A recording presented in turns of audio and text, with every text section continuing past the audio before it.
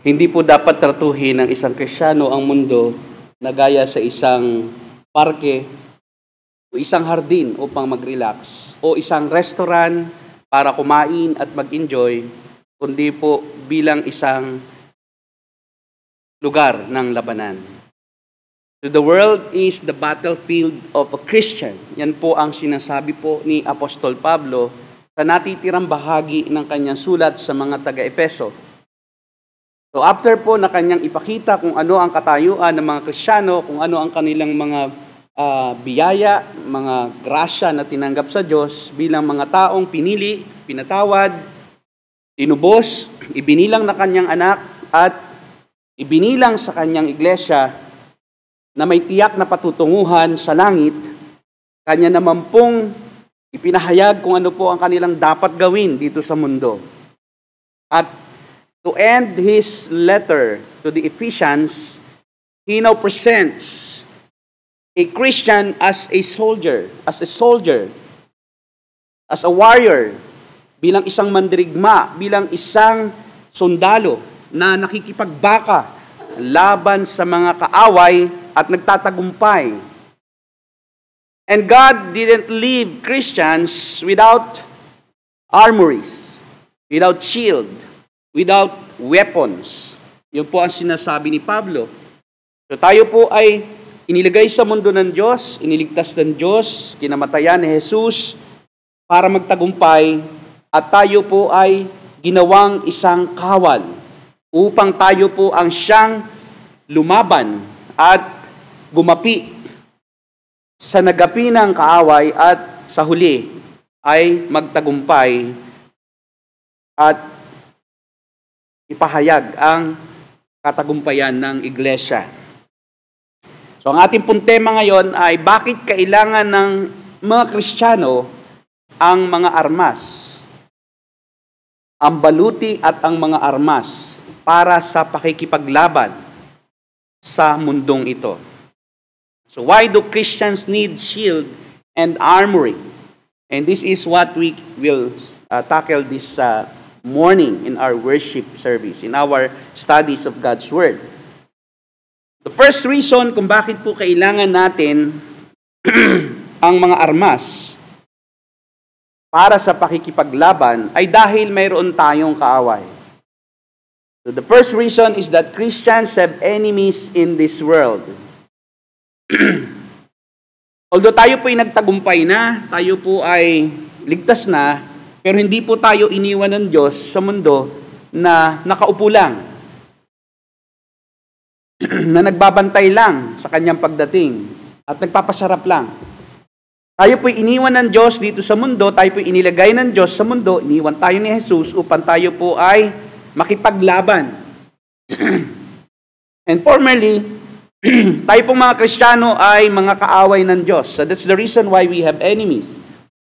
Formerly, we are enemies of God and servants of Satan. Now we became Christians, we became children of God and enemies of Satan. Nabaliktad na ang pangyayari ngayon. Dati tayo po ay nasa ilalim ng pamumuno ni Satanas sa Ephesians chapter 2. Sabi doon, tayo kabilang sa mga kaaway ng Diyos. At tayo ay nasa ilalim ng pamamahala ng demonyo, ni Satanas, ng Diablo na siyang nag-ahari sa himpapawid. Nung tayo maging mga Kristiyano, tayo naman ay naging alipin ng Diyos at ngayon tayo ay kaaway na ng Diablo. We became children of God and servants of God, and now we became enemies of Satan. And therefore, tayo po ay nasa isang labanan. We are in a battlefield in this world. And although we are already saved, tayo po ay ligtas na, we are already saved and can't lose our salvation, pero hindi po tayo pinagre-relax ng Diyos. We need to combat against the bombardment of the devil. Na kailangan po o nangangailangan po na tayo ay magbantay laban sa mga gawa ng kaaway, upang hindi mawala ang ating focus, ang atensyon at konsentrasyon sa kaharian ng Diyos. At tayo po ay manghina sa gawain ng Panginoon. Now, sa isa pong labanan, kailangan na alam mo kung sino ang kalaban. No? Kasi po, pag di mo alam kung sino ang kalaban, hindi mo alam kung ano ang babantayan o kung ano ang iyong gagawin, kung ano ang preparasyon. Kasi hindi mo alam kung sino ang kalaban. So, hindi ka magpe-prepare. So, lagi ka lang relax kasi wala ka namang kaaway. Kung alam natin na darating ang bagyo, tayo po ay nagtatali ng ating bubungan no, sa probinsya. At yung pong mga bubong na pawid ay ating dinadaganan ng mga gulong ng sasakyan upang pagdating po ng bagyo ay hindi ito matangay at magiba. Nire-reinforce natin ang ating pong mga bahay kung alam natin na may paparating na kalamidad. And the same with Christian living. Kung alam natin may kalaban, dapat tayo ay hindi po paalya-alya lang o hindi po pa-relax lang. Kailangan po nating maghanda at bantayan ang ating tahanan, ang ating sarili upang tayo ay makapagtagumpay. Kaya unang-unang bagay na dapat po nating maunawaan, ang sabi ni Pablo, ay kung sino siya. Sino ba ang kalaban? Kaya po bago po na isa-isahin ni Pablo, handkerchief. Bago po isa-isahin ni Pablo ang mga armas ng mga Kristiyano, ipinakilala muna niya, sino ba ang kalaban natin? Sino ba ang kalaban nyo? Sino ba ang ating enemies? At ito ay makikita sa verses 11 hanggang 12. Tingnan natin, isa-isahin natin ng madali. Sino ba yung kalaban natin at ano ba ang kanyang mga katangian? Sapagkat hindi lamang importante na alam mo na may kaaway ka, importante din po nakilala mo yung kaaway mo at alam mo kung ano ang katangian ng kaaway mo. Kumbaga kung ang bagyo ay 60 kilometers per hour, so hindi ka masyado nag-aalala niyan. Sabi ng Pag-asa, mababa, mahina lang ang bagyo, so nagre-relax ka pa. Pero pag sinabi ng Pag-asa, super typhoon ang darating, talagang nagre-ready na ang mga tao at nagbabantay na po ang NDRCC. Pinapaalis na sa mga lugar na may malapit sa dagat ang mga tao. Dahil kilala niya ang lakas ng kalaban. At alam niya kung gaano ang pinsala na pwedeng makamtan ng mga tao. At ganun din po tayo. At ipinakilala po ni Pablo kung sino ang leader. Hindi lamang po pinaalam niya na may kalaban, sinabi niya may one leader yan. So our enemies have one leader. At binanggit ang pangalan. Sabi po sa verse 11 ay ganito, isuot ninyo ang buong kasuotang pandigma. So ang ganda ng salin doon sa lumang salin ng Tagalog. Kasuotang pandigma. Talagang digmaan. No? Damit pandigmaan ng Diyos upang kayo'y makatagal laban sa mga pakana ng dyablo. So that's the name, devil, the devil. Sa Greek, yung devil na salita ay to diabolon, the devil. Yun po ang kanyang salita na ginamit. At ang diabolon o devil ay synonymous with Satan.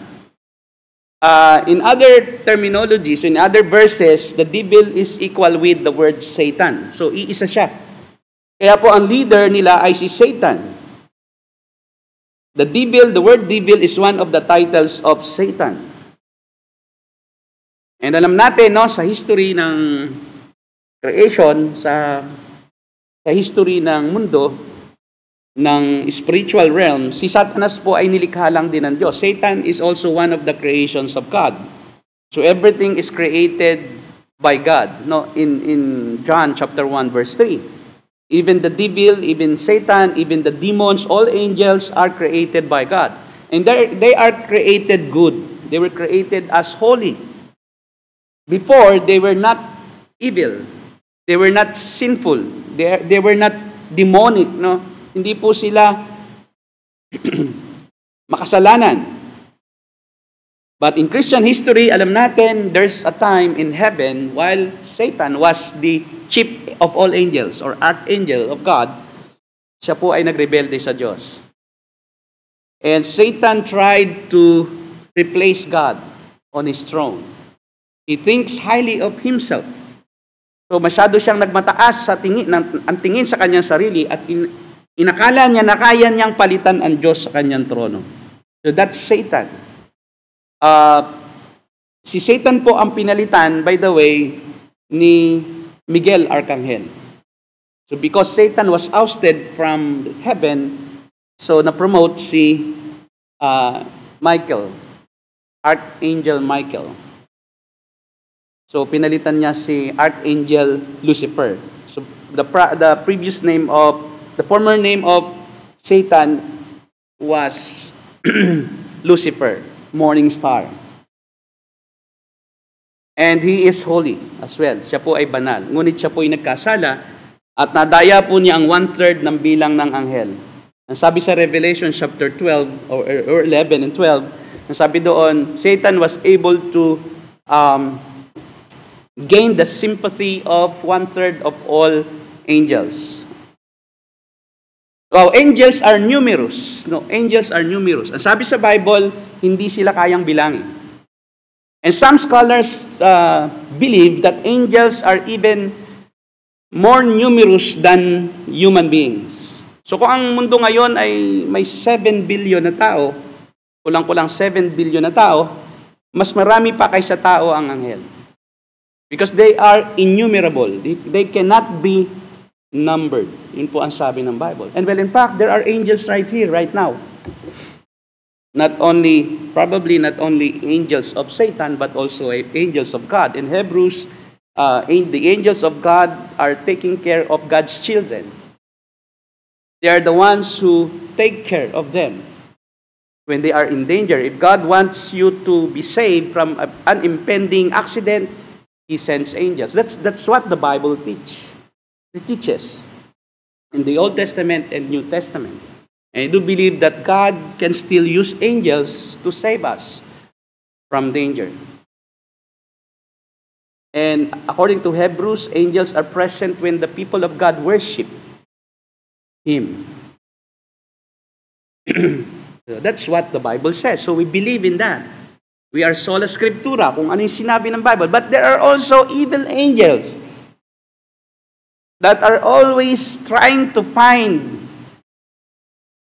believers or human beings who are vulnerable. Naghihintay siya ng masisila, according to Peter. So ang diablo ay laging umuungal, naggagala, nag-roam. And they're trying to find somebody, preferably, I believe, Christians, who can they tempt so that they may fall from their spiritual state, from their spirituality. So they have one leader, and this leader is Satan, and he has many demons. Marami siyang demonyo na kakampi at inuutusan niya. And this is the reason why, bakit ang tao, kadalasan, yung mga sobrang heinous crime, paano nila nagagawa na minumutilate pa niya ang katawan ng tao? It's not only because of the influence of drugs, but I believe that there is the devil forces, or demonic forces, na siya pong nagtutulak sa mga tao na magpakasama ng sobra. Not only that they have one leader, sabi ni Paul, they are many. Sabi diyan, sapagkat ang ating pakikipaglaban ay hindi laban sa laman at dugo, kundi laban sa mga pinuno, mga may kapangyarihan. Mga. They are not few. They are many. Nagtutulong-tulong sila upang ang mga tao ay patuloy na magpakasama. Binubulag ang isip. 2 Corinthians chapter 4 verse 4. Ang diablo ang bumubulag, ang mga demonyo ang nagbabantay sa pangangaral ng salita ng Diyos at hinahadlangan ang isipan ng tao. Ginugulo ang isipan ng tao upang huwag silang maniwala sa katotohanan ng Ebanghelyo at huwag sumampalataya sa Panginoong Hesukristo. That's what they do. It's the reason why maraming mga instances po akong nangangaral during my mission years na talagang naranasan ko hindi lamang na ang mga tao ay ayaw maniwala, kundi power to power. I have encountered spiritists o mga spiritista o spiritists na talaga pong nagpapagalaw ng mga baso with the aid of the evil spirits. Kaya nila na yung baso talaga paangatin. Naparanasan ko po yan sa Patnanungan Island when we encountered PBMAs or Philippine Benevolent Missionaries Association members. Yung kanilang leader, si Kawaning, talagang hinamon po kami ng isang gabi na kami po ay nagpakitaan ng powers. Although we don't know what we will do during that time. Basta sabi namin, mag-pray lang tayo. May kandila sila, gabi. Tapos nandoon yung mga PBMA na nanalangin din. And they also hold prayer meetings doon sa Katakian, Grande, doon sa itaas. At sabi nila, dito malakas ang demonic powers. Dito malakas ang puwersa namin. Nung tanungin ko sila, ba't kayo dito nagpi-prayer meeting? Nagpi-prayer meeting din kami doon, kung saan sila nagpi-prayer meeting. Sabi niya, dito malakas ang kapangyarihan namin pag kami dito'y pumupunta at nagpi-pray. So the devil uses yung mga pamahiin, yung mga hearsay, yung mga folklores para paniwalaan ng tao yon. So walang duwende, walang tiyanak, walang multo, walang kapre, walang tikbalang, walang aswang. Pero pinapaging totoo yon sa imahinasyon ng tao ng mga demonyo. And sometimes they give powers to somebody who is so indulged in the demonic powers. They are trying to find and borrow powers from demons, like the PBMA, Philippine Benevolent Missionaries Association. And the power of the devil is the lies. It's the lie. Nasa kasinungalingan. Papapaniwalain ka sa hindi totoo. Para hindi ka na maniwala sa katotohanan. It is the reason why it's very hard to preach to spiritists, to magicians. Pakahirap nilang maniwala. Sapagkat they also hold power. They also have power. Also they thought that they have powers because they are magicians. But they don't know that the reason why they are albularyo, nakakapagpagaling, is the demonic power behind them. At ito ang kapangyarihan ng demonyo. They are many, they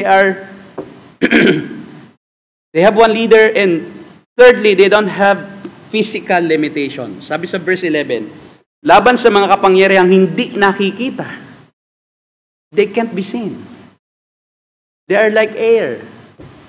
You can't see them because they are spiritual powers. They are spirit beings.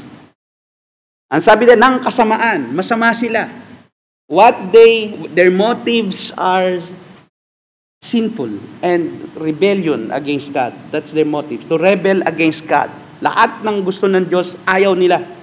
Ang lahat ng gusto nila ay yung ayaw naman ng Diyos na gawin. At lahat ng gusto ng Diyos ay kanilang kinokontra, kinakalaban.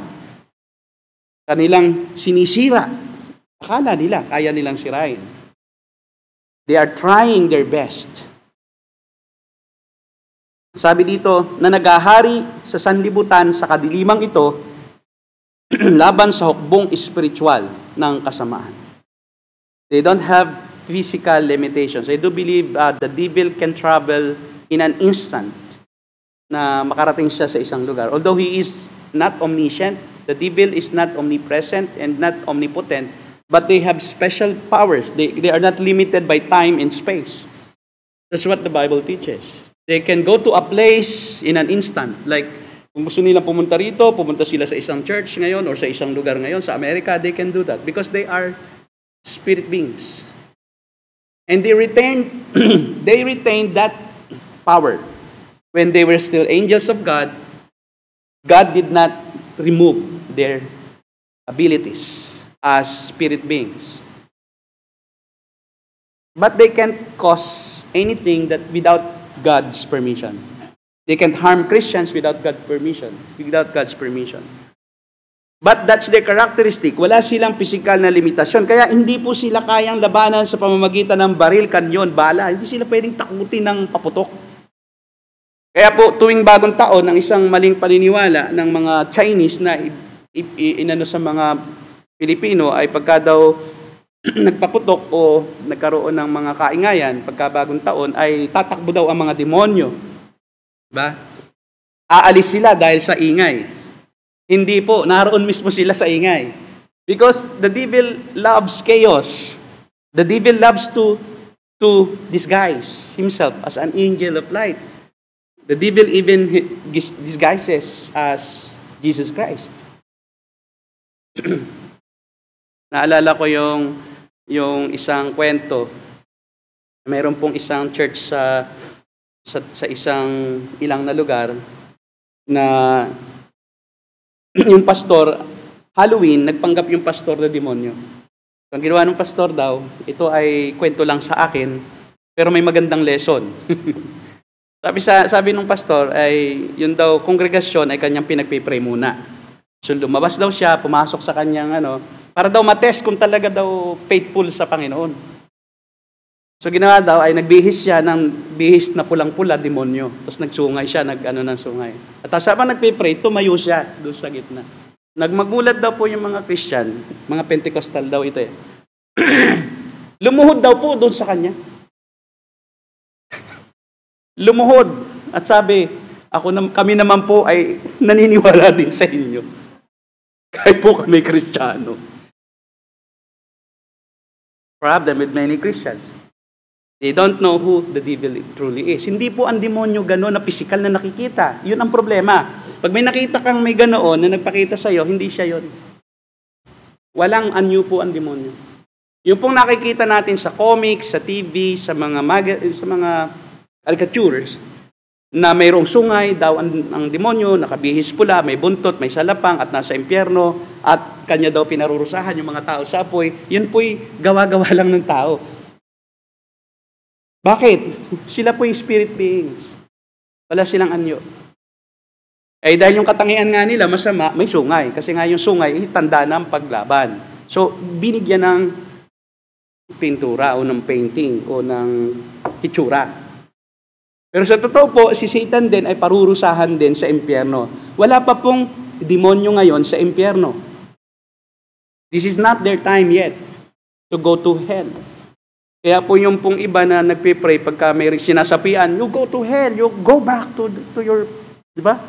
To the place of punishment. Satan, get out of this body. Hindi po totoo yun, napupunta yun doon. Ang demonyo po ay nasa himpapawid. Hindi po siya isa pang maling katuruan,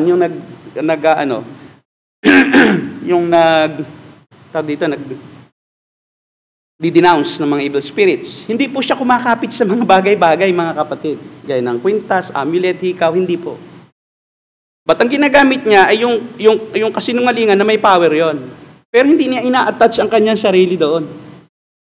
Kaya sabi nung iba, pagka daw may mga, yung mga figurine na mayroong korteng kakaiba o mga ganyan, wala pong power yun. Hindi naman doon kumakapit ang demonyo. Anong gagawin niya doon? Ang kanyang ginagamit ay yung maling katuruan doon na siya yon kahit hindi totoo. Kaya pagagalawin nga niya yon. Para maniwala kang buhay nga yon. So kita mo yung panloloko, pandaraya. Akala mo nandoon siya. Wala din siya doon. Kanya pong ginagamit yung maling paniniwala mo upang ikaw ay lalong maniwala sa kanya at huwag ka nang makaahon sa kasinungalingan. So they don't have physical limitation. Di pwede silang labanan sa pamamagitan ng katawan sa katawan or kamao sa kamao. Hindi po. O baril, bala. At ikaapat, they are highly organized. Verse 12. Kundi laban sa mga pinuno, laban sa mga may kapangyarihan. Kung ang tao organized, ganun din po si Satan. He can organize his demons. Kaya mayroong sobra lang yung interpretasyon ng iba na mayroon daw mga territorial spirits. So that's only an invention. But the truth is, yun ang plain truth. Meron talagang leaders na inassign sa kanila. But we don't know who they are and we don't want to parang lumampas tayo kung ano lang yung sinabi.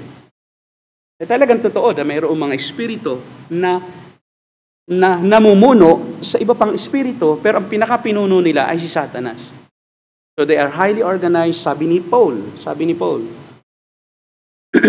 And because they have been fighting God since day one, after they fell from heaven, they know many things. They are expert in tempting people away from God, to use these tactics for thousands of years. Alam na nila ang kahinaan ng lahat ng tao. At alam na alam nila kung ano ang gagawin nila para ang tao ay huwag maniwala sa Panginoon at itakwil lalo ang Diyos. At ikalima, they use means to make Christians ineffective. Sabi dito sa verse 11, isuot ninyo ang mga buong kasuotang pandigma ng Diyos upang kayo makatagal laban sa mga pakana ng dyablo. The word pakana, ito yung kanilang ginagamit, mga pakana. The word pakana in King James Version ay original Greek is methodeia or methods. They have methodologies. They use means, they use people, they use beliefs, customs, traditions. They use schemes or plots and strategies. They have strategies so that you may fall from your faith. So they use false teachers. They use money, sex, pride, circumstances, habits, daily routines to pull us away from our commitment to the church, commitment to the Lord Jesus Christ Himself. Lahat ay ginagamit niya. Pinakamabisa diyan yung pride. I do believe this is the most subtle. Because there is what we call spiritual pride. Nakala mo ay maganda pa ang iyong ginagawa, pero hindi na pala. Ito yung malimit na parang, mas tama ako, ang faith ko kaysa sa kanila. Sila'y sa impyerno, siguro, dahil sila ay ganito, pero you don't see yourself as a sinner who also needs the grace of God to continue in the faith. Parang nagtitiwala na tayo sa ating sariling lakas. And that's the most pinaka magaling na panlansi sa atin. Kasi akala natin spiritual tayo pag ginagawa natin yon. We keep on debating people. We keep on telling them that you are wrong, we are right, we have the right teachings, we are the only ones who will be the bride in heaven. You are just visitors. Christian ka, ligtas ka, pero visitor ka lang. Kami, special kami sa Diyos. That's the most subtle because, ginagamit mo yung spirituality mo to downgrade yung iba or to degrade yung iba and to judge others.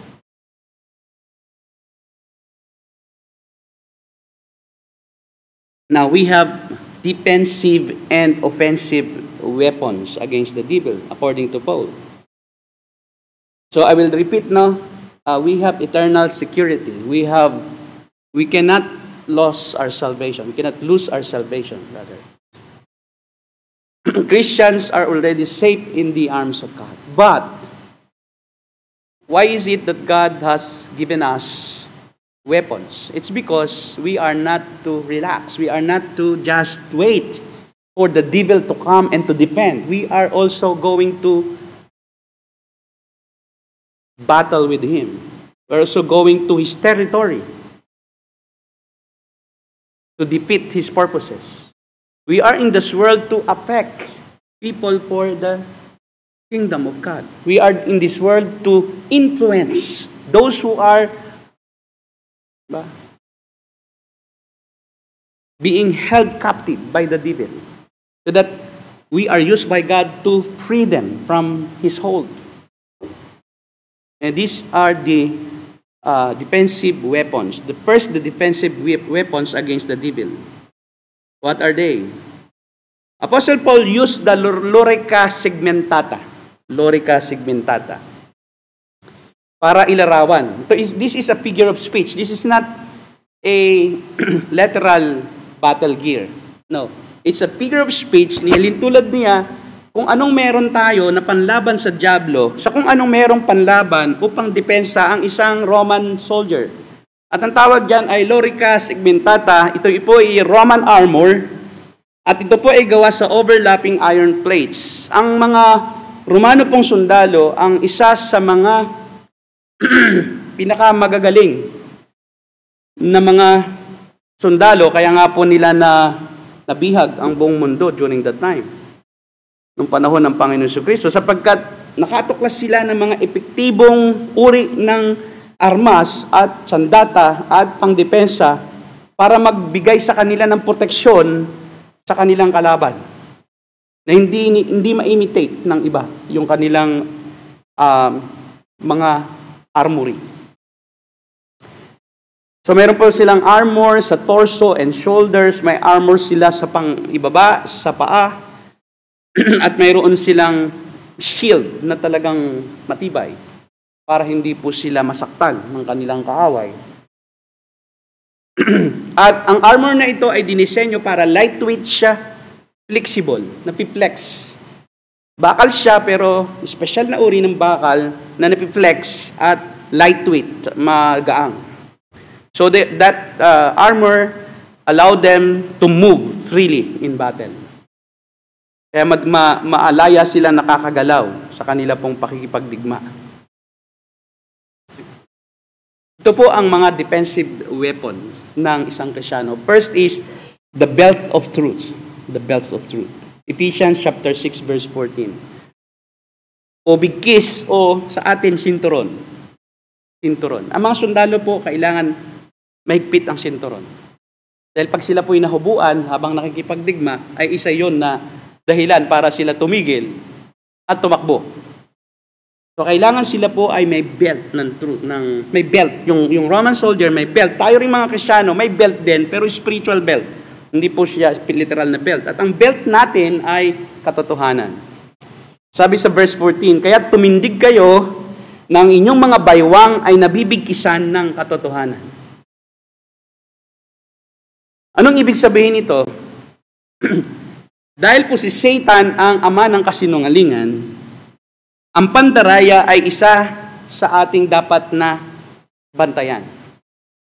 Pag nadaya tayo, natatanggal yung belt of truth o hindi mahigpit yung kapit natin sa katotohanan.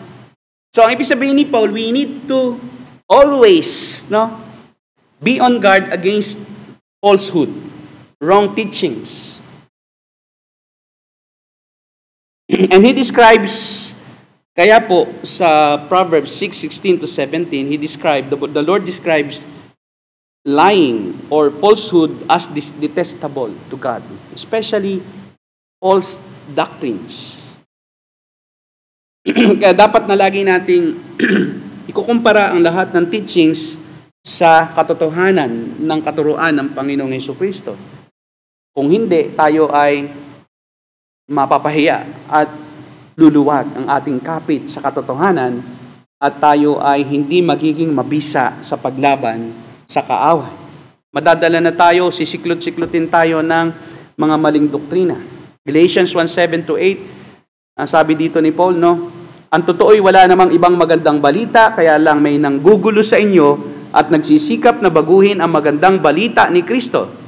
Subalit kahit kami o isang anghel mula sa langit ang mangaral sa inyo ng magandang balita na iba sa ipinangaral namin sa inyo, parusahan nawa siya ng Diyos. Dahil sa sobrang importante ang katotohanan, kailangan natin bantayan lagi ito. At huwag tayong magpadaya. Doon sa mga hindi exposed sa ibang katuruan ng Kristyanismo, hindi kayo nai-invite ng mga kulto,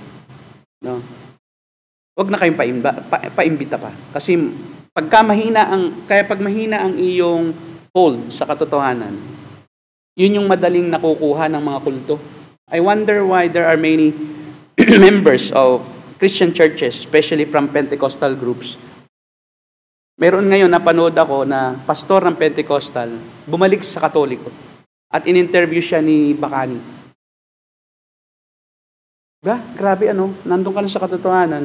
Paanong naging Katoliko ka ulit? Galing ka sa Katoliko.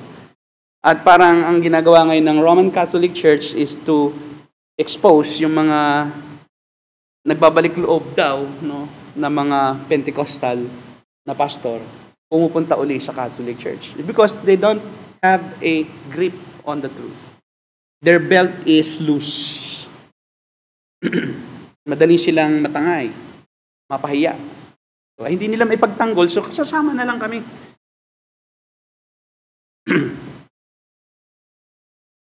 Pero ang sabi ni Paul, napakahalaga nito, kaya sabi niya, kahit kami pa ang umiba sa ipinangaral namin, kahit kami pa ang magbago nito, pakasumpain kami ng Diyos. Dahil yung falsehood ay abominable o abomination sa Diyos. Ikalawa, breastplate of righteousness. Sa verse 14 din. Sinabi ni Pablo na inyong isuot ang tawag diyan, baluti ng katuwiran. Ang tawag ngayon diyan ay yung bulletproof vest. Yan po pinasuot sa akin ni Sprite. Laging dala-dala. Yung pastor, sabi mo lang to. Ano ba naman? Sino ba naman? Takot na takot. Hindi ako natatakot. Sabi ko, kahit ako barilin, kaya ng Diyos ako na iligtas. Pastor, hindi naman ganoon eh. Binigyan din tayo ng binigyan din naman tayo ng ng isip ng Diyos. Ingatan din ang sarili. Yes, tama nga naman. So hindi tayo basta na lang nakaupo, may mga means, isuot natin ito para tayo huwag mapahamak. So ito po ang nag-shield sa vital organs. It's so important that a breastplate covers the vital organs. Na kung yun ang tatamaan, patay ka talaga. Hindi ba tamaan ka sa paa, hita, binti, kamay, di ba? Wag lang sa ulo at saka dito, lalo sa tapat ng puso. Kasi pag sa puso tumama ang isang sandata, kahit anong armas, kahit baril o espada, lalo noon, wala namang baril, palaso. Kaya palaso ang ginamit. No? Ay dahil nga, pag ito ang tinamaan, more or less, fatal siya. Fatal. Kung abdo, atay, o puso, o baga ang tamaan, wala na ka ng ligtas, lalo noon, na wala naman pong ospital. Nasa gitna ka pa ng battlefield sa isang ilang na lugar. Pag tinamaan ka, hindi ka na makakaabot doon sa inyong kampo. Kung malayo ang inyong kampo. At naiwanan ka na doon. Pag naiwanan ka pa, talagang papatayin ka sigurado ng kalaban. During that time, armed combat talaga eh. Arm-to-arm combat. But ito ang breastplate of righteousness. Though the word is, whose righteousness is it? Sabi ko nga, this is one subtle weakness of many Christians. Dahil yung righteousness minsan ng Christian, akala nila righteous sila sa kanilang sarili. So the righteousness here is the righteousness of Christ. You put on the righteousness of Christ. You don't think that you are righteous on your own, that you can do any righteous thing apart from Christ. This is to avoid Christians to think highly of themselves and to keep on boasting on what they do, on what they perform as believers, on what they contribute to the church. And sometimes ito ang pinakamalaking kahinaan ng Kristiyano. When they give more to the church than others, they compare themselves with other people who are giving less, and they think that they are more spiritual. And they boast of what they do for God.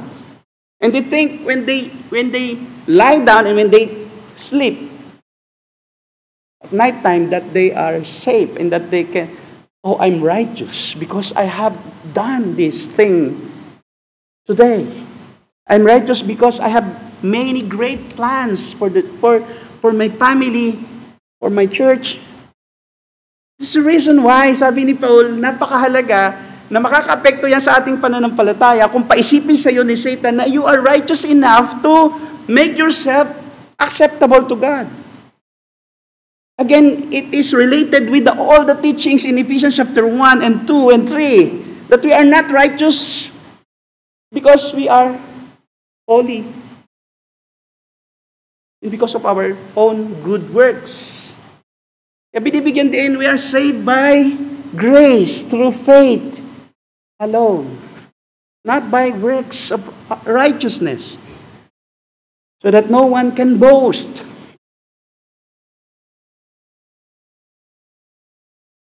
Lagi tayong nagmamalaki na mas marami akong ginagawa kaysa iba. At ako ay mas banal kaysa iba. Na ako ay mas katanggap-tanggap sa Diyos kaysa kay ganito, kay ganyan. And so we think highly of ourselves we forget that it's only the righteousness of Christ that can shield us from all vials, from all temptations and tactics and methodologies of Satan. If you always think lowly of your own righteousness, then you are shielded by the righteousness of Christ. You don't displease God. Because it is displeasing to God to think that aside from the work of Christ, you can contribute something to your righteousness or to your salvation or to your goodness. My goodness. We are not good. No one is good. We are only made good. We are all unworthy. We are only made worthy by the righteousness of Christ. And this is the most fatal thought that a Christian can think of. That I am worthy of the kingdom of God because I am able to do things that are acceptable to God. On my own, nada, wala. Kahit zero, wala. Wala tayong naiambag sa ating kaligtasan. Because a mere thought of a single contribution to the righteousness that we have in Christ, that will make us Savior of our own soul. We are the Savior of our own self, our family, because we are the ones who told them about Christ. Our own church. Kala natin tayo na ang leader, tayo na ang magaling, tayo na ang naging dahilan kung bakit ang mga taong ito naging karapat-dapat sa Diyos. No, hindi. Iba ng relihiyon mo pag gano'n. You are no longer a believer in Christ. You are no longer a Christian. You are a Jehovah's Witness already.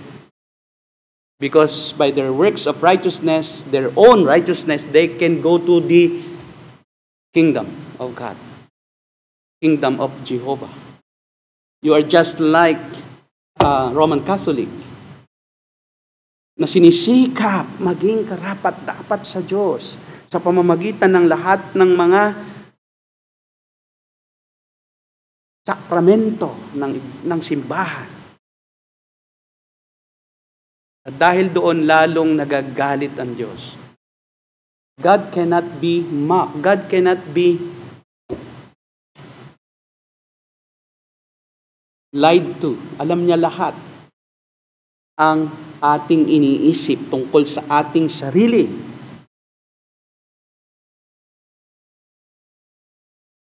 This righteousness that we need to put on as our breastplate is the result of the doctrine of imputation, of the result of the death of Christ on the cross, imputing us His own righteousness. That is what Paul is saying. Ang kalabang kasi is si Satan, na nagsasabi sa mga tao, kaya mo yan, kaya mong maligtas, kaya mo ang sarili mo. And Satan uses the doctrines of the churches that are not aligned with the gospel of Christ, so that Satan would lead people to hell, because these people think that they can make their own salvation. They can attain their own salvation on their own. Yan pa naman ang gustong-gusto ng tao, yung may ambag lagi siya sa kanyang kaligtasan. May ambag lagi para sikat siya. It's only through the sacrificial death of Christ that we are now made holy by His blood, that we have been forgiven and justified by faith. It's not anything that we have done. Even before we were born, we were chosen. In love, He predestined us to become like His Son. Even the sanctification is God's work. It's not ours. We cannot sanctify ourselves. We cannot sanctify our own soul. It's only through the work of the Spirit of God in us that we are sanctified. And we can say that we are no longer sinners. And we cannot say that we can no longer sin. We are liars. Because it's only the righteousness of Christ that can make us worthy before God.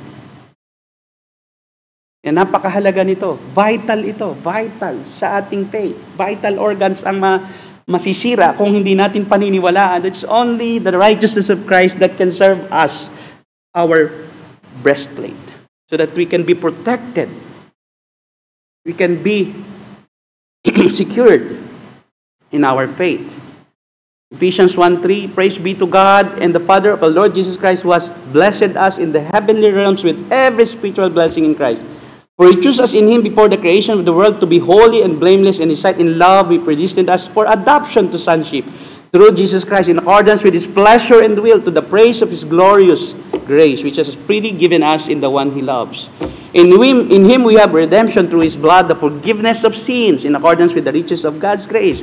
Ephesians 2:8 and 9, for by grace we have been saved through faith, and this is not of yourselves. This is the breastplate that we need to put on as our armor in the faith, so that we cannot be deceived by Satan using religions, using false preachers with the righteousness of their own, but lacking the truth. Verse 15, another weapon that we have, preparation of the feet for the gospel and spiritual battle, spiritual conflict. Sabi at nakasuot sa inyong mga paa ang pagiging handa para sa ebanghelyo ng kapayapaan. Kailangan nating magsuot ng panyapak bilang isang sundalo. Ang mga sundalo po sa warfare, naglalagay po lagi ang mga kalaban ng mga dangerous obstacles, minsan landmine. Para yung dadaanan ng mga kalaban, pag dumaan doon ay sasabog sila at patay. And then hindi na sila makakausad, hindi na sila makakapunta sa kalaban. The idea of preparation of the gospel of peace is that kailangan nating mag-advance sa teritoryo ni Satan. We are not to wait for people to come to the church. We are not to wait for people to come to our house and so that we can share with them the gospel. We are not to wait. We are to put on our weapon, the sandals, in preparation for the gospel. We need to go to the territory of the enemy. Kailangan nating pumunta sa kanila, pumasok sa kanila. Bawat Kristiyano ay isang misyonero, mga kapatid. Yun ang nakakalungkot. Hindi tayo dapat nakaupo lang dito at pastor lang ang nangangaral. Dapat kayo rin, bawat isa sa inyo, dapat mayroon kayong binabahagi na ng salita ng Diyos. Dapat mayroon kayong prospect na dinidisciple. At lahat ng naririnig ninyo, natututunan nyo, dapat yon ibabahagi ninyo. At ang prospect na yon, hindi lang yung kapamilya mo, mas madaling dalhin ng kapamilya kaysa sa tagalabas. Kasi kapamilya mo, bigyan mo lang ng pamasahe at pang snack, pupunta na rito yon. Pero sinasabi rito, territory ng enemy. Kung saan sila naroon, doon tayo pupunta. At kailangan nating magbahagi. Kasi alam nyo, pag as we share the gospel, fortify natin. Fortify. O fortify. Tama ba yan? Pareho, di ba? Diba? Fortify natin yung ating faith. Diba? Kasi pagka ikaw ay lalabas, mangangaral ng ebanghelyo, you need to prepare spiritually. And then, in the process, mas napapalapit ka sa Panginoon sa iyong relasyon at lalo kang umiinit sa iyong faith. Kasi nagre-ready ka eh. Kaya isa siyang magandang weapon para tayo lalong tumibay sa ating faith. Kasi hindi pwede na pupunta ka sa teritoryo ng kaaway. Hindi ka magre-ready, hindi ka maghahanda, hindi ka man lang mag-prepare, manalangin. Kailangan mag-pray, lahat kasama lahat na preparation, magdala ka ng gospel tracts at ihanda mo kung ano yung tuturo mo. Pwedeng got questions article, mag-ano ka lang, offline, pwede. Tapos, ano ba ang gospel? Ano ba ang ebanghelyo? Di, sulyap-sulyapan mo lang. Na, kung kilala mo siya, kaklase mo, kaibigan mo, barkada mo, diba? Lolo, lola, na hindi sa inyo nakatira, bakit hindi mo i-open ang gospel? Kahit pasingit-singit, hindi naman ibig sabihin, i-full mo lahat eh. Kasi may mga taong, hindi handa. I-discern mo kung pag nagsingit ka ng kaunting spiritual na katotohanan na alam mo ba kung ikaw ay pupunta sa langit pag namatay ka, pag binago niya iyon at ikaw wait muna, di ba? Maghihintay ka uli Baka mamaya ma-offend ito, aalis talaga yon. Huwag tayong masyadong unethical. So, in our ministry, we should also practice ethical principles.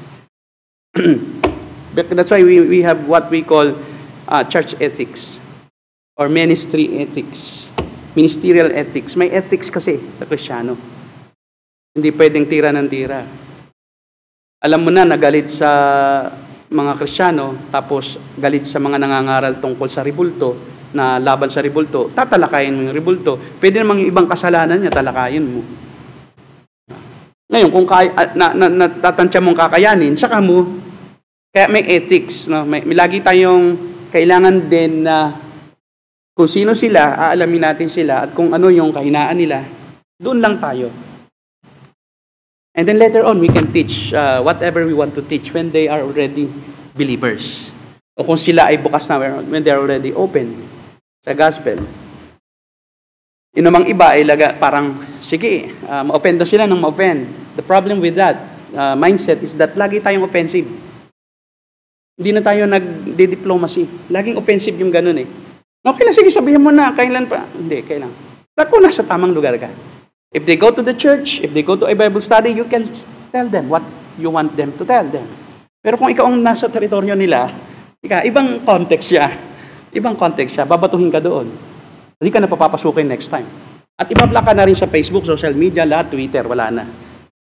Diba? Pero kung nasa church sila, well, you are here in our church, walang pwede rito ang bading. Nanood ka sa video namin sa YouTube na ito, ay talaga pong hindi pwedeng manatiling bading magpakailanman kung isa'y kay tunay na Kristiyano. Kasi babaguhin ng Diyos ang malambot mong puso, patitigasin yan. Hindi kung nakakita ka ng palaka, ay, palaka. Mababago yun, maging, ay, palaka. Di ba?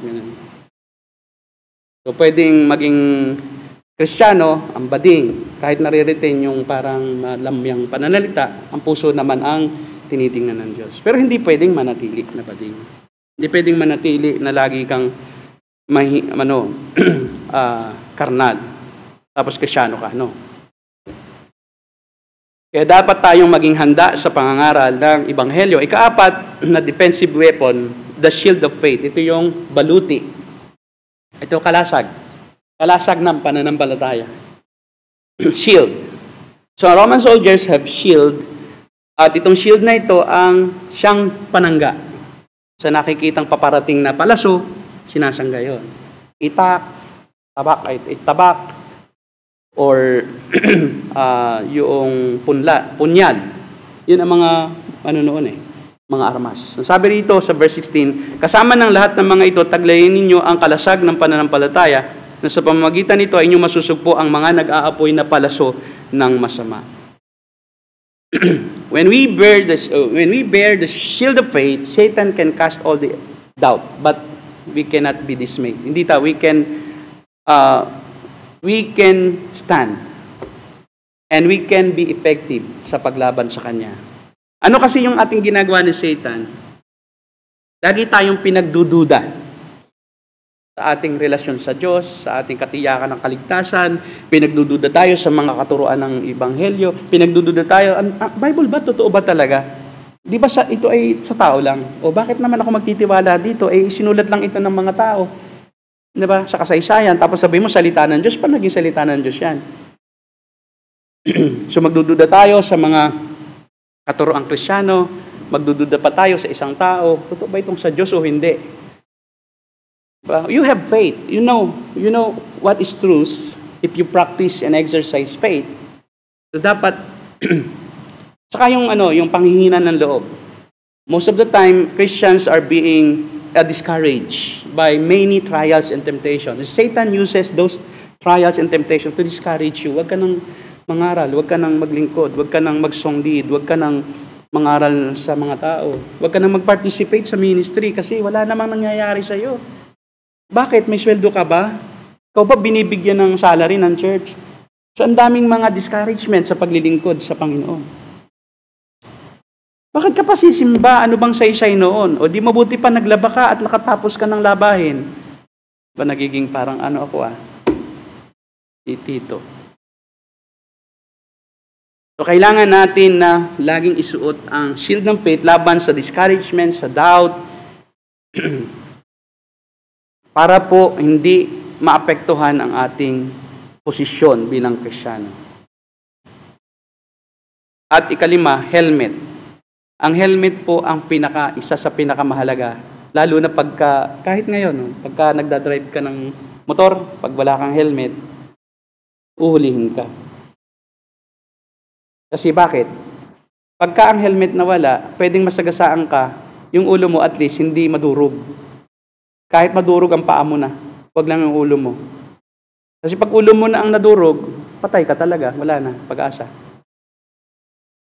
Pero kung nasagasaan din ang buong katawan mo, yun lang.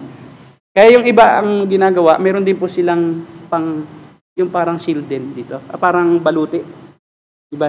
Nakita ko yung kay Badji, pero kahit may baluti ka pa, Badge, pag talagang mababali ang buto mo, bali pa rin. Pero at least may protection. Yung helmet ang pinakamahalaga sa isang labanan. Ito naman, speaking of an illustration, yung pakikidigma ng mga Romano eh. Kasi pagka ikaw ay natga sa ulo, ito ang pinakamadugo sa lahat ng bahagi ng katawan. At pag naubusan ka ng dugo, kahit konting sugat, pag naubusan ka ng dugo, patay ka, di ba? Naalala ko nung ako po ay elementary student. Nasa ilalim ko pala yung bell na malaki. Yung bell na malaki. Mahilig akong makipaglaro, taguan, ganon. Doon ako naupo. Pag tayo ko, eksakto doon talaga sa bell. Bumating ako, akala ng mga time na. Pala ako. Akala papasok na kasi recess eh. Pasukan na sila ako pala. Nakahandusay na ako doon. At talagang akala ko mamamatay ako sa dami ng dugo. Sobrang dami ng dugo. Na tumigis. So, kailangan natin ang helmet. Ano ang helmet? Ang sabi doon, helmet of salvation. We need to be firmly convinced of our salvation, that we are in God's hand. Kasi unless ma-sure mo yung salvation mo, lagi kang nagdududa, lagi kang without peace di ba? You lose your peace of mind, you lose your effectivity as a Christian if you are always doubting your salvation. But it is not the means to be saved. So, assurance of salvation is not assurance that you are truly saved. It's just that if you are assured of your salvation, you are at peace. You are with contentment. Kasi this is what we are called for. Salvation that we are longing for.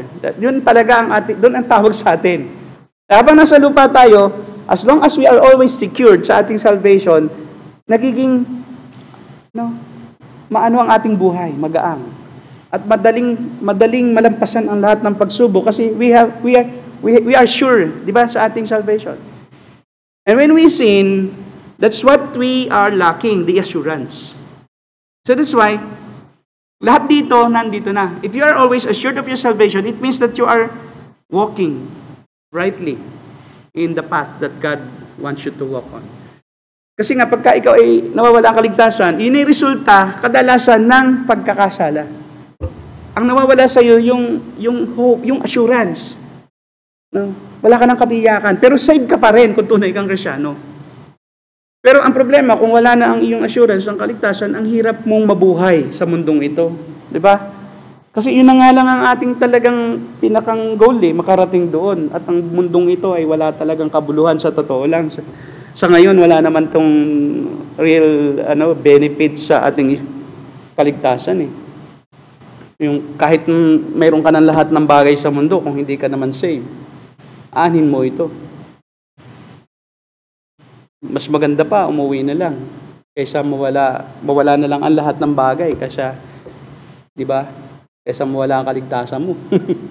So, but the Word of God says we are secured only that sometimes we lose our assurance because of our failure to comply with the Lord's requirement for us to walk on the paths of righteousness always.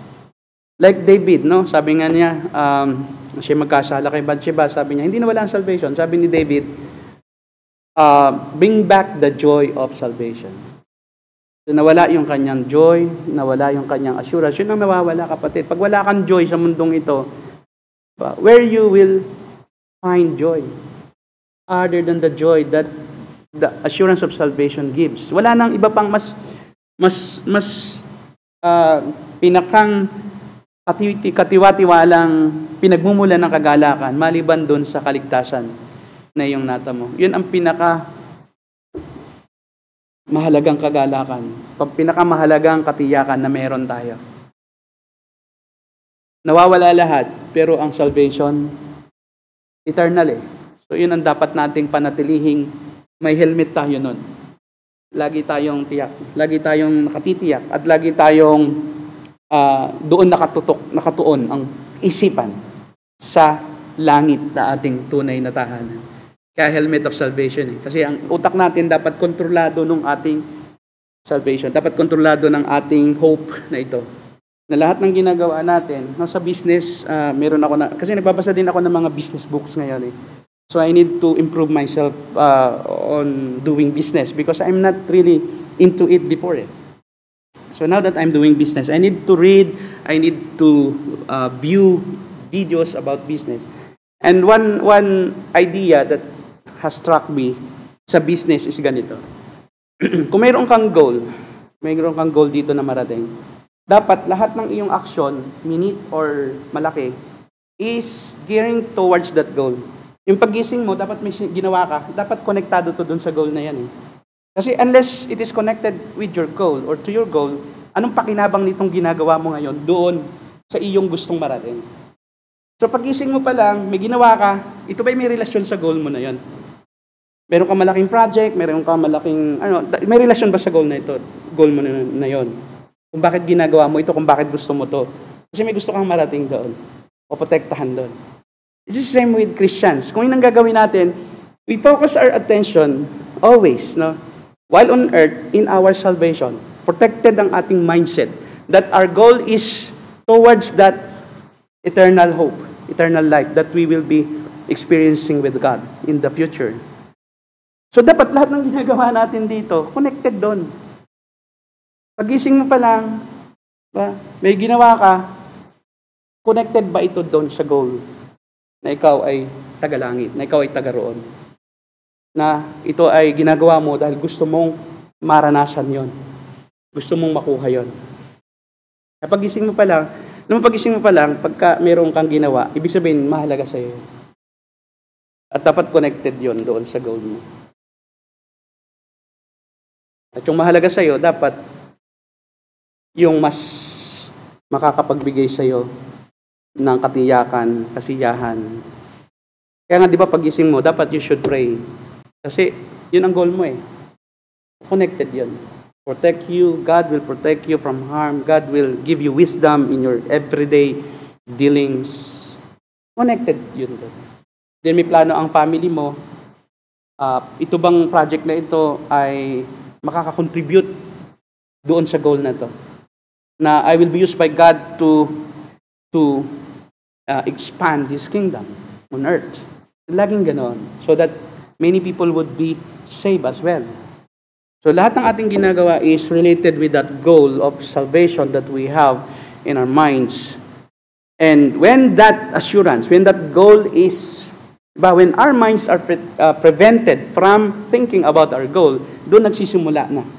Yung hindi na tayo beneficial. Yung ating ginagawa, wala na para sa Panginoon. Kasi hindi na yon ang ating goal. And ika-anim, this is the only offensive weapon that we have. The sword of the Spirit, the Word of God. There is only one offensive weapon in our battle on earth with the demons, with the devil. At ito ay walang iba kundi po ang salita ng Diyos. Ito po ang sabi rito. At taglayin ninyo ang helmet ng kaligtasan at ang tabak ng Espiritu.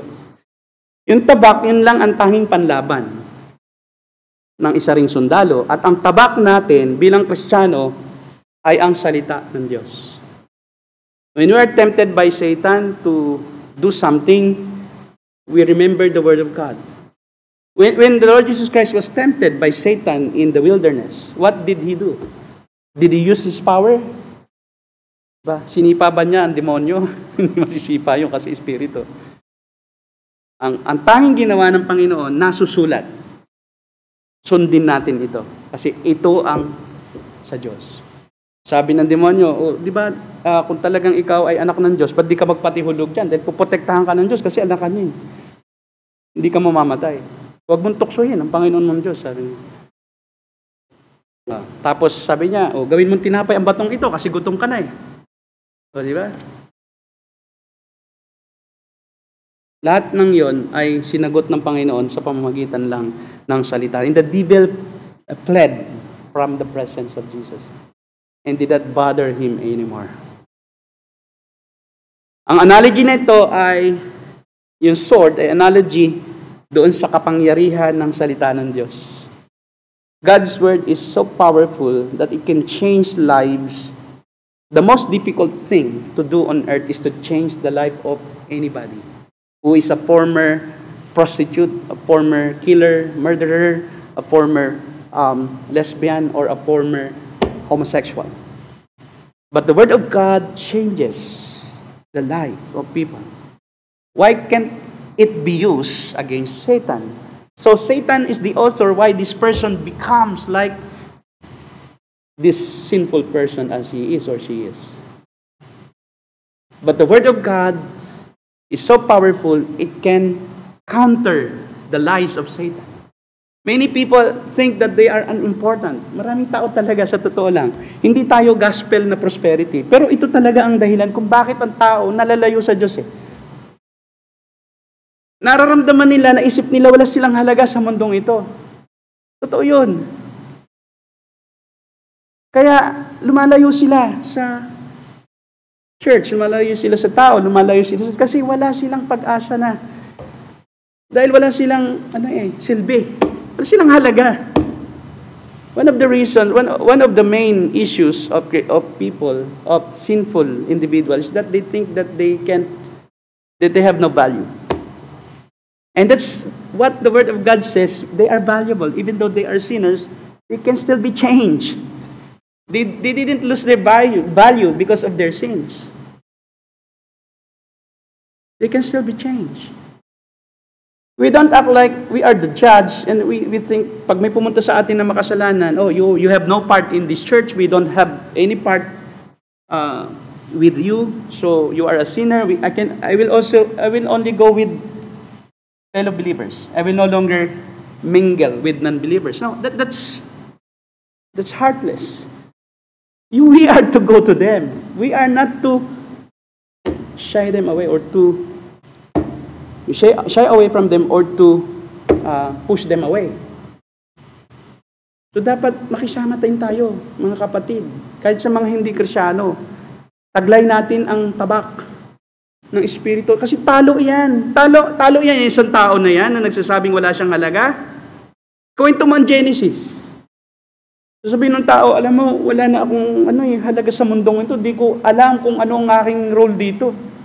Why not share with him Genesis 1? In the beginning, the Word.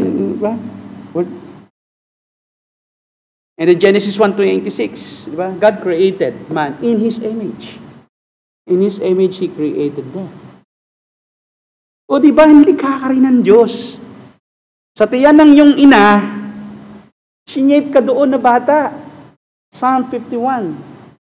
139, brother. Psalm 139, no? Nakikita mo na ako, di pa ako sinilang. At hinubog mo ako doon sa tiyan ng aking ina. Anong wala kang halaga sa Diyos? And then John 3:16, for God so loved the world that He gave His only begotten Son, that whosoever believes in Him shall not perish but have everlasting life. Hindi po yun para sa elect lang. John 3:16 is for all the world, to be shared to all people. We don't know who are the elect. Huwag tayong masyadong judgmental. Dahil ito'y makasalanan sobra, hindi ito elect. Tapos itong isa, matino, mukhang makikinig, ito elect. In my life as a missionary, I have witnessed that based on my judgment, those people that I have shared the gospel with, most of them, akala ko, elect.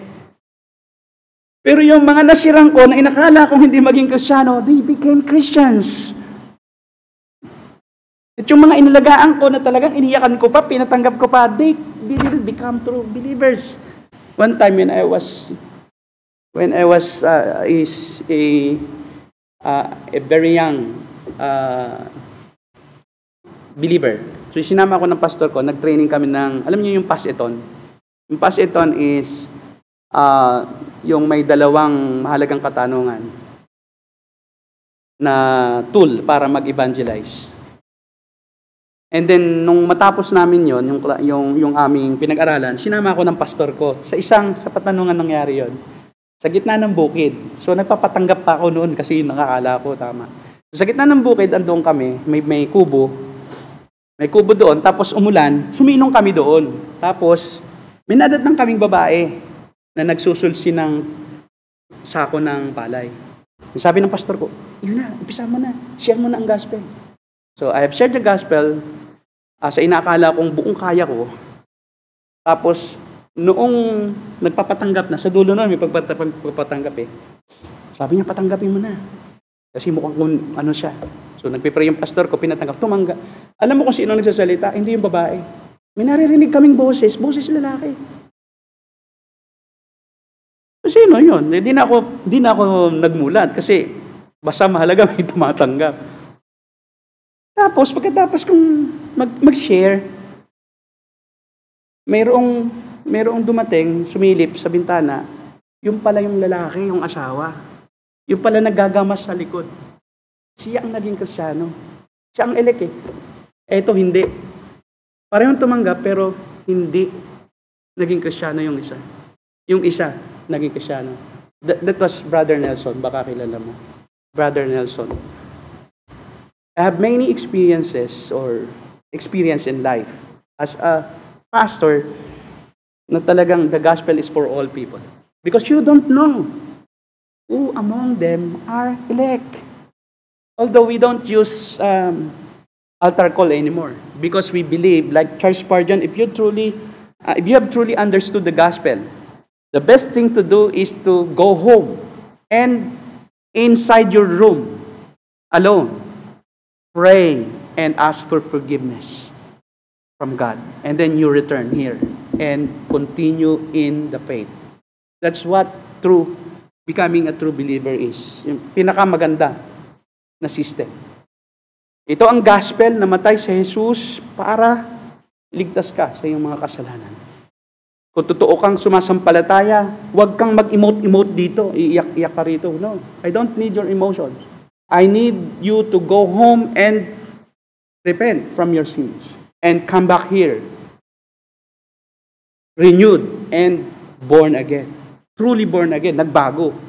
Kaya marami na mamanipulate lang na sumimba, na mamanipulate na maging Kristiyano.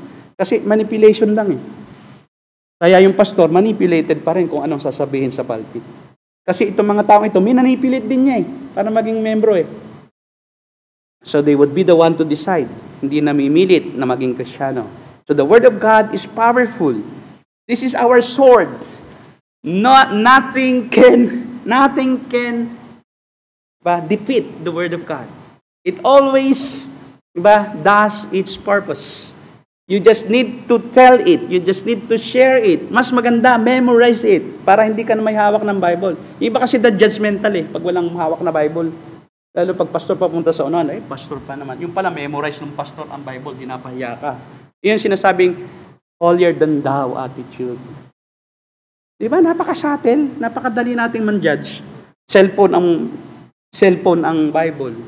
Ay, hindi yan holy cellphone. What? Yung pagkakaiba nung very traditional ka naman, naka-computer na nga ngayon ang buong Bible, pati yung libro ni MacArthur, diba? John MacArthur, tapos sasabihin mo, hindi holy yon. Ang nagkaiba lang yung mode ng transmission, tapos pareho rin lang yung nilalaman. Yun, holier than thou. Laging husga ng husga. Husga ng husga. Hindi naman siya nasa Bible. Gray area naman. Yun ang problem. We judge kung hindi gray area. Kung talagang pangit, ba't di sabihin mo? Kasi sinasabi ng Bible eh. Pero kung yun ay mga gray area, mga cultural differences, you don't judge. So the Word of God is our most potent weapon against the devil. When you are bombarded by negative thoughts, you seek it if it is approved. by the Word of God. You find the truth in the Word of God about it. And if it is not according to the Word of God, you don't entertain it anymore. So the Word of God is our weapon. Now, the conclusion is, we are not to do this because we can be defeated still. No, we are more than conquerors in Christ. We are not to shield us with the armor of God, ourselves with the armor of God, because we can be defeated again. No. Sabi sa 1 John 4:4, you, their children, are from God and have overcome them. Past tense, because the one who is in you is greater than the one who is in the world. The devil can do anything to Christians without God's permission.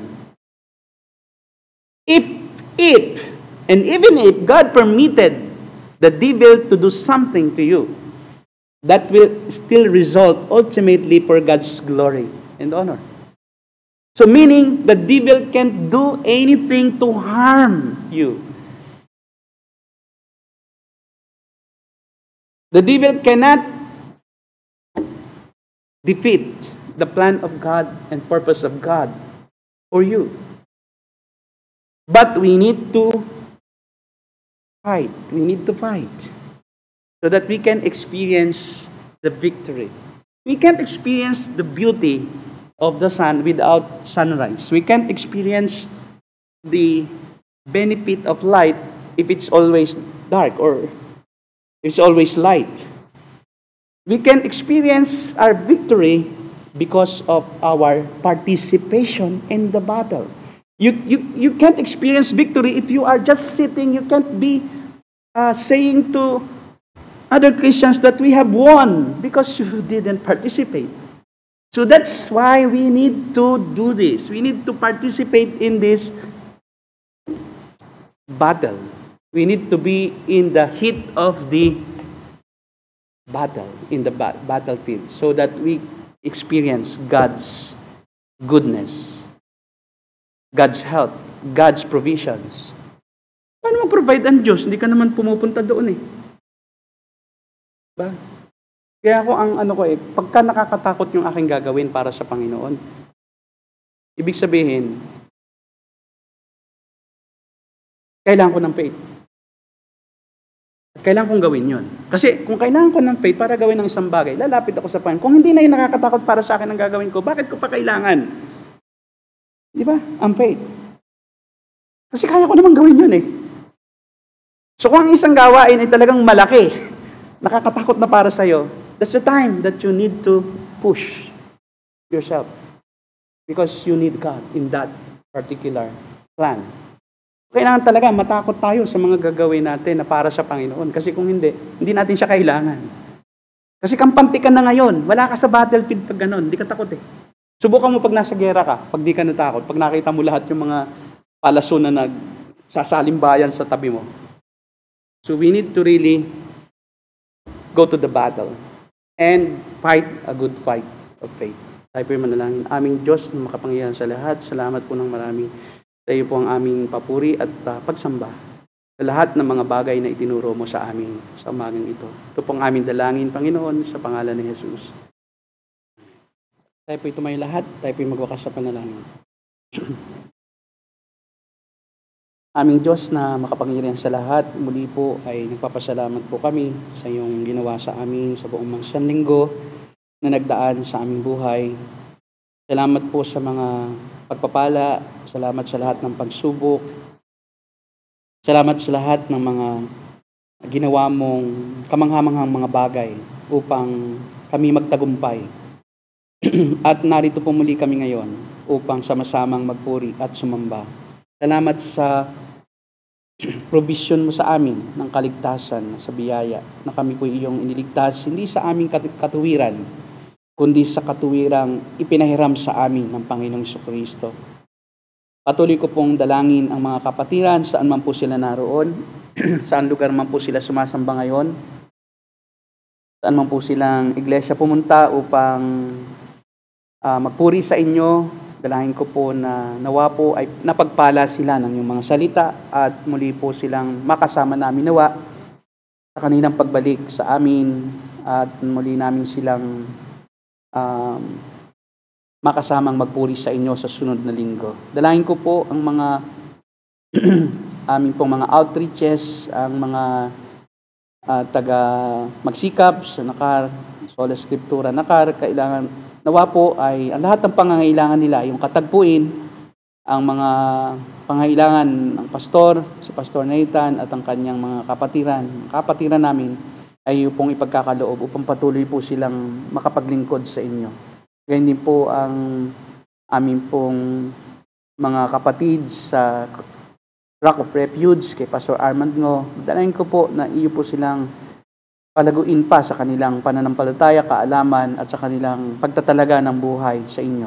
At tulungan mo po si Pastor Armand sa pangunguna sa iglesyang ito, maging si Pastor Doy at ang kanyang mga kasama. Dalangin ko rin po ang aming pong mga kabataan sa Teresa, Rizal, nawa po ay magkaroon nga po sila ng permanenteng lugar ng pagsamba, tatayuan ng kanilang ng building upang magkaroon po sila ng permanenteng fellowship at sama-samang pagsamba sa lugar na iyon. At dalayan ko rin po ang Katakian, ang Sola Scriptura Katakian, Grande Island. Dalayan ko po si Pastor Jury, nawa po ay pagpalain mo ang kanilang pagsamba ngayon at matuloy nga po ang kanila pong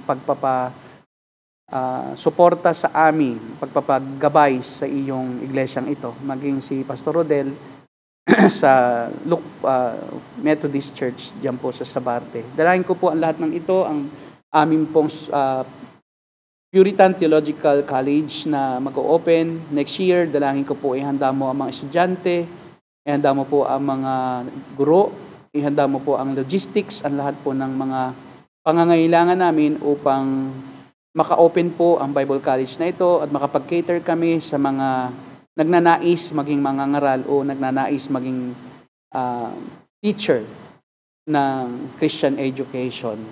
At maging ang lahat ng aming pong ginagawa ay inyo pong pagpalain, Ama, na para sa inyong kaluwalhatian.